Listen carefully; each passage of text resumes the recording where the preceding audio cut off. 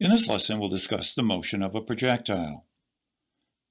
Projectile motion occurs whenever a ball or an object is thrown into the air, like this, or like this.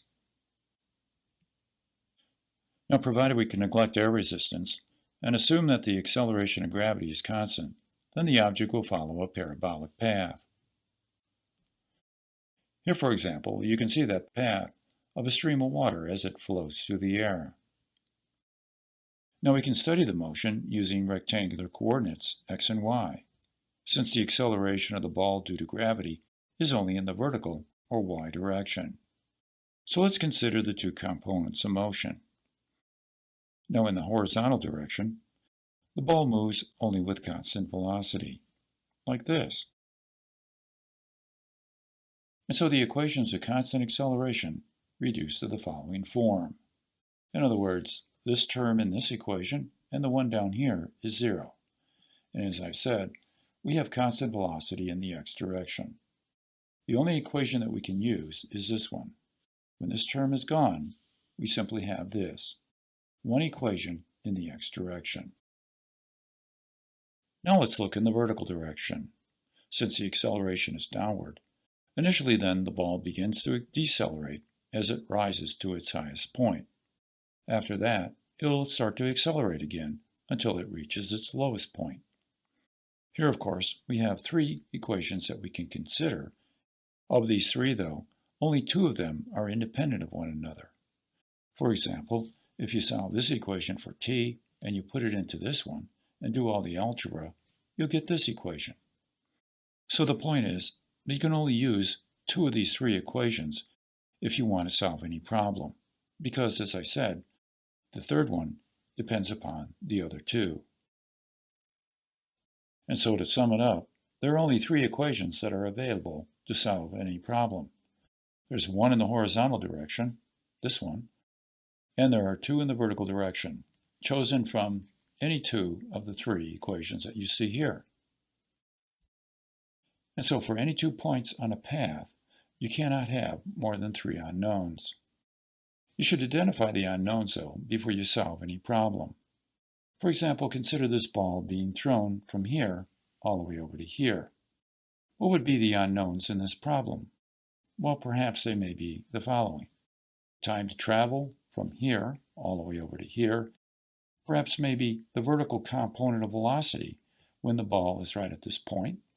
If you knew the component of velocity horizontally here, that's maintained, and so therefore that would be the same as this one. Also, you may not know the height of the ball at this point, if you know, for example, the distance x.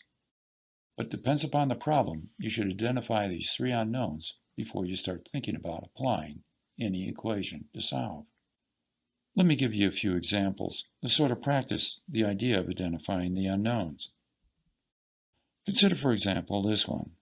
A ball is fired from A to B, and it takes 1 second to travel the path. What do you think the three unknowns would be in this problem?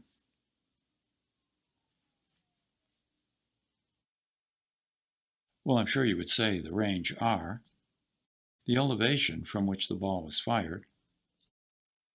But there's one more. Do you know what it is? Well, it would be the vertical component of the velocity at B, just before the ball would strike the ground. V sub B in the y direction. Obviously, in the x direction, the ball would be moving at 6 meters per second. But this is the third unknown in our problem. Now consider this case. Here's a guy that strikes the ball at A, and it travels along the path to B. What are the three unknowns here?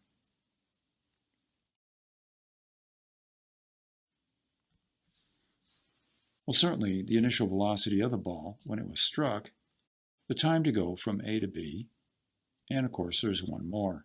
You know what it is? It's the velocity of the ball, again, just before it strikes the ground, via B in the y direction.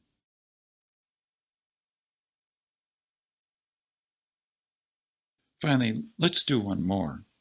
What are the three unknowns when the ball is struck at A and reaches its highest point right up here?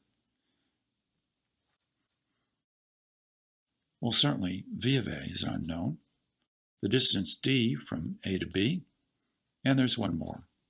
And that, of course, is the time needed to go from A to B.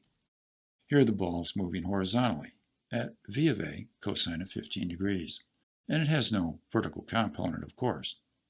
So that's our three unknowns, VA, T, and D. Now how we apply the equations and do some numerical work, we'll discuss in another lesson. But for now, we'll end the lesson.